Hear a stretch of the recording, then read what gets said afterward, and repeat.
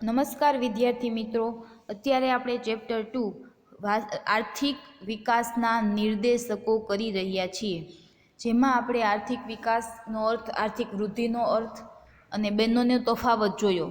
હવે આપણો જે નેક્સ્ટ ટોપિક છે એ છે આર્થિક વિકાસના નિર્દેશકો, જેમાં આપણે આ ચેપ્ટરમાં 4 નિર્દેશકો આપેલા છે અને એમાંનો એક નિર્દેશક આપણે જોયો, રાષ્ટ્રીય આવકનો વૃદ્ધિ દર. હવે જે બીજા નંબરનો નિર્દેશક છે એ છે માથાદીઠ આવકનો વૃદ્ધિ દર.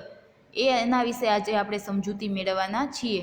માથાદીઠ આવક કોને કહેવાય? તો કે દેશની જે રાષ્ટ્રીય આવક હોય એને દેશની જે ટોટલ વસ્તી છે એના વડે ભાગવામાં આવે અને જે આવક પ્રાપ્ત થાય એને શું કહેવાય?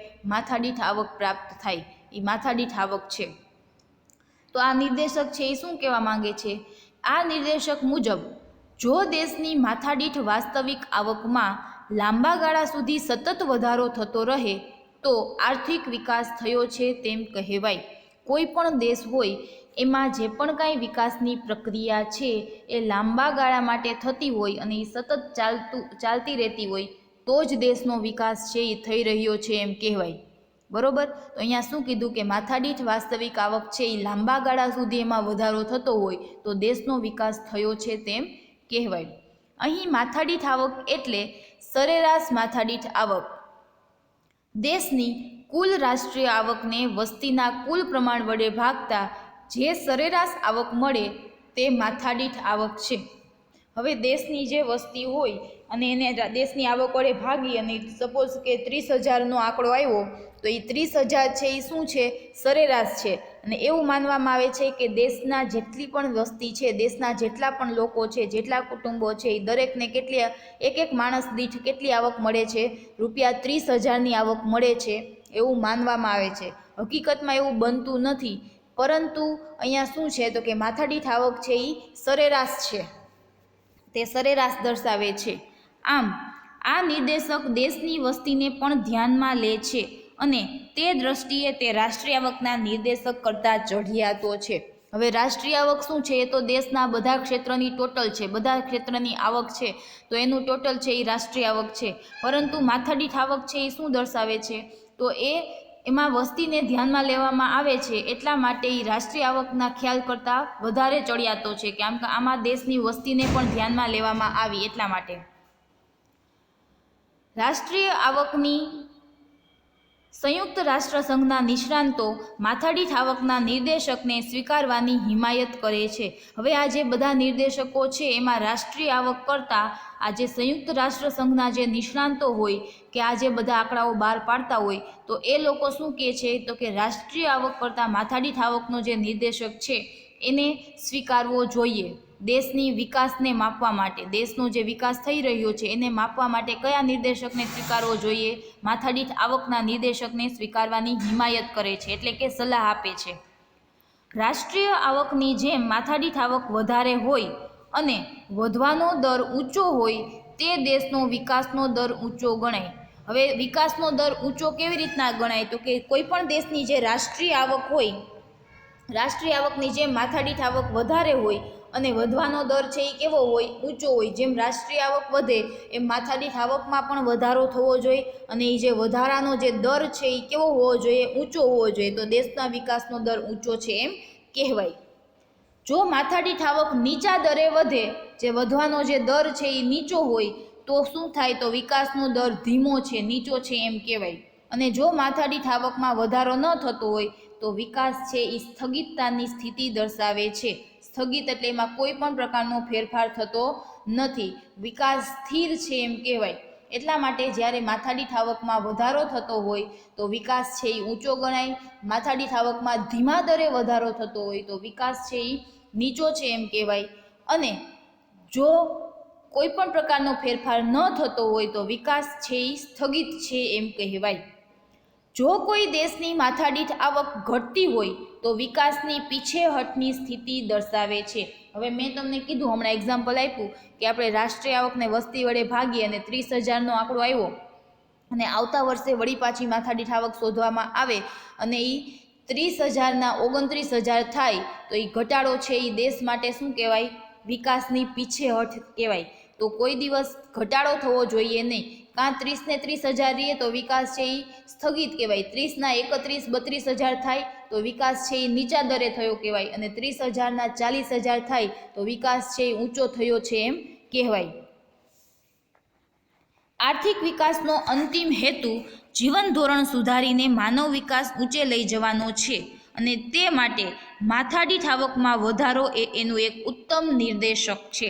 હવે કોઈ પણ દેશનો આર્થિક વિકાસ છે એનો મુખ્ય હેતુ શું હોય તો કે દેશની જે પ્રજા છે, દેશના જે લોકો છે એના જીવન ધોરણમાં સુધારો થવો જોઈએ. એને પાયાની જે સુવિધાઓ છે એ ઉચ્ચ પ્રકારની અને ઉચ્ચ ગુણવત્તાવાળી અને સારામાં સારી મળવી જોઈએ. દરેક લોકોને પૂરતા પ્રમાણમાં ચોખ્ખું પાણી, આરોગ્યની પૂરતા પ્રમાણમાં સુવિધાઓ, રહેઠાણની પૂરતા પ્રમાણમાં સુવિધાઓ અને પૌષ્ટિક ખોરાક, આ બધું છે એના જીવન ધોરણના સુધારા માટે આ બધી બાબતો જરૂરી છે. તો લોકોના જીવન ધોરણમાં સુધારો થવો જોઈએ, અને જીવન ધોરણ સુધારી અને માનવ વિકાસ છે એ ઊંચે લઈ જવો જોઈએ. તે માટે માથાદીઠ આવકનો વધારો એ કમ્પલસરી છે, કેમ કે લોકોની આવક વધે તો જ લોકો છે એ પોતાની વસ્તુઓમાં વધારો કરી શકે, જીવન ધોરણની દરેક પ્રકારની વસ્તુ છે એ ખરીદી શકે. એટલે માથાદીઠ આવકમાં વધારો થવો જોઈએ એ એક ઉત્તમ નિર્દેશક છે. જો વિકાસથી લોકોનું જીવન ધોરણ સુધરે નહીં તો તે સાચા અર્થમાં વિકાસ નથી.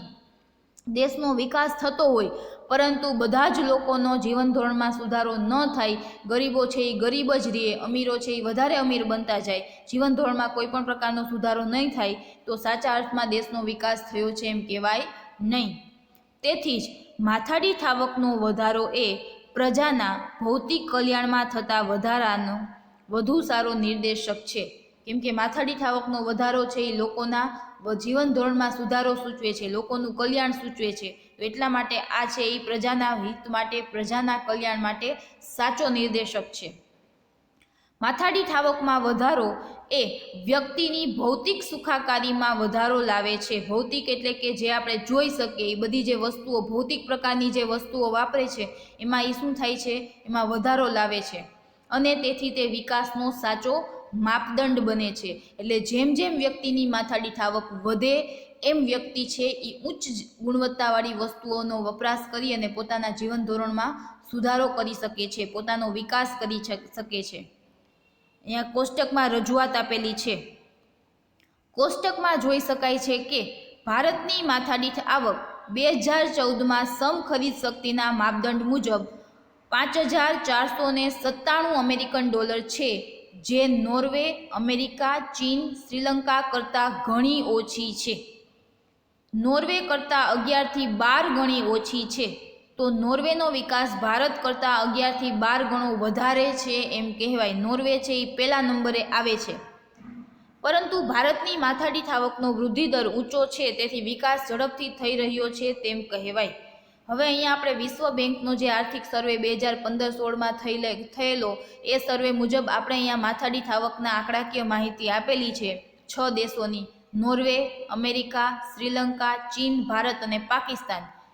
તો આ ચારેયની અમેરિકન ડોલરમાં આવક આપેલી છે, વ્યક્તિ દીઠ આવક.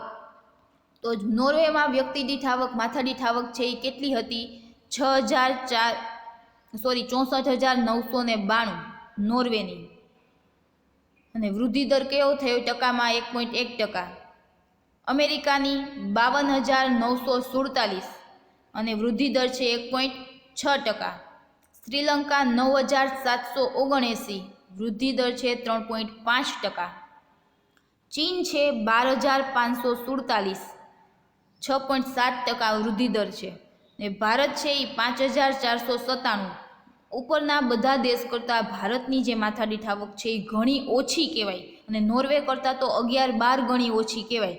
પરંતુ તેમ છતાં એનો જે વૃદ્ધિ દર છે એ 6%નો સારો કહેવાય. એટલે વિકાસ છે એ સારી ગતિએ થઈ રહ્યો છે એમ કહેવાય.